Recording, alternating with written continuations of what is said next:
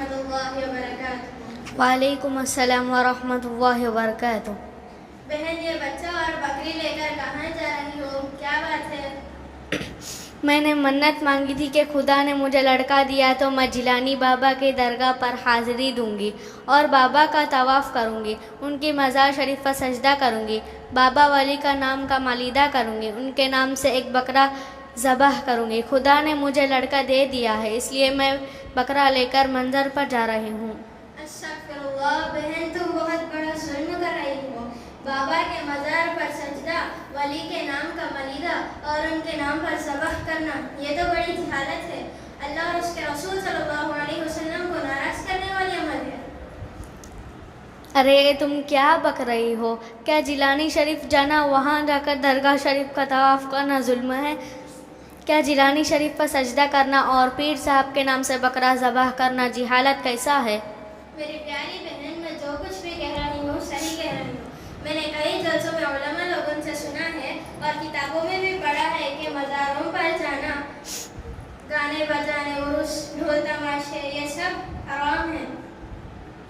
مگر ہمارے پیر صاحب وہ تو کہتے ہیں کہ جیلانی شریف جانا، وہاں جا کر درگاہ شریف کا طواف کرنے سے ایمان تازہ ہوتا ہے، اور کہتے ہیں کہ درگاہ شریف کا طواف بھی کرنا چاہیے، اور کہتے ہیں قبر پر سجدہ بھی کرنا چاہیے، اس سے بابا خوش ہو کر ہمارے بگڑے ہوئے کام بنائے اور ہمارے ضرورت کو بھی پورا کرتے ہیں۔ میری پیاری بہن، تم بہت نادان ہو۔ تم کو معلوم ہونا چاہیے کہ دنیا کو پیدا کرنے والا، سارے عالم کا رزاق، پورے محفلوں کا پالنے والا صرف اور صرف اللہ ہے۔ وہ اکیلا ہے، بے نیاز ہے، تمام طاقتیں اسی کے ہاتھ میں ہیں۔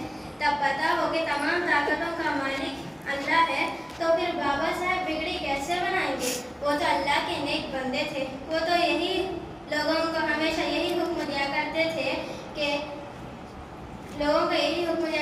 کہ سر اللہ کے سامنے جھکاؤ، سجدہ اللہ کا لیے کرو۔ اللہ تعالیٰ فرماتا ہے، ان اللہ لا یغفر ان یشرک بہ ویغفر ما دون ذلک لمن یشاء۔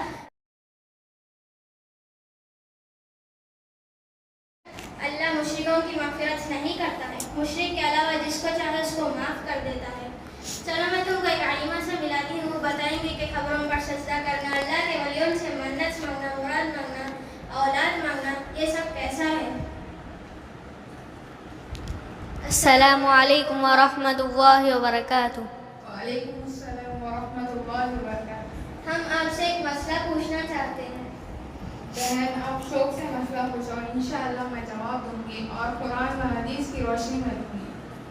آپ ہم کو قرآن و حدیث کی روشنی میں بتاؤ کہ قبروں پر سجدہ کرنا، اللہ کے ولیوں سے مدد مانگنا، اولاد مانگنا، لڑکیوں کے لیے رشتے مانگنا، یہ جمعرات کرنا، یہ سب کیسا ہے؟ جائز ہے یا حرام ہے؟ دیکھو، قبر پر سجدہ کرنا جائز نہیں ہے۔ ہمارے نبی صلی اللہ علیہ وسلم نے فرمایا، اللہ کے علاوہ کسی کو سجدہ نہ کرو۔ اگر کسی کو سجدہ کرنا جائز نہیں ہے، اگر جائز ہوتا تو نہ عورتوں کو حکم دیتا کہ وہ اپنے شوہروں کو سجدہ کریں، لیکن جائز نہیں ہے۔ اور ولی اللہ کے دوست ہوتے ہیں، وہ ہمارے رہنما تھے، انہوں نے ہمیں خرافات سے بچایا، اللہ کی وحدانیت بتائی، امت کو سیدھا راستہ بتا کر رہے ہیں۔ وہ بھی اللہ ہی کے محتاج تھے، تو وہ ہماری منتوں کو کیسے پورا کر سکتے ہیں؟ ان کو بھی اللہ ہی نے پیدا کیا، تو وہ ہمیں اولاد کیسے دے سکتے ہیں؟ بابا لوگ ہمارے بچیوں کو رشتے ناطے کیسے دے سکتے ہیں؟ یہ جمعرات کرنا، ملیدہ کرنا، سجدے کرنا اور ذبح کرنا سراسر بدعت ہے۔ اور دیکھو، جو لوگ یہ سب کرتے ہیں، قرآن میں اللہ فرماتا ہے، انما حرم اللہ علیکم المیتۃ والدم ولحم الخنزیر وما اہل بہ لغیر اللہ۔ بے شک اللہ نے تم پر مردار، خون، سور کا گوشت اور وہ جانور جس پر اللہ کے سوا کسی کا نام لیا گیا ہو، وہ حرام کیا گیا۔ تو ہمارے سمجھ میں آ گیا کہ مزار پر ذبح کرنا بالکل حرام ہے۔ اسی طرح عروس میں جانا، قوالی کا سننا شرک ہے۔ محرم کا عید منانا، شربتیں بنا کر پینا، مٹی کے پتلے بنا کر اسی کو مولا میاں کہنا، لکڑی پر کپڑا باندھنا، اسی کو سواری کہنا، اسی کو ادھر سے ادھر جلانا، ڈھول بجانا، یہ سب اسلام میں جائز نہیں، بالکل حرام ہے۔ ایسی غلط رسم و رواج سے بچو، دین سیکھو، قرآن و حدیث کی تعلیم سیکھو، امت کو بھی سکھاؤ۔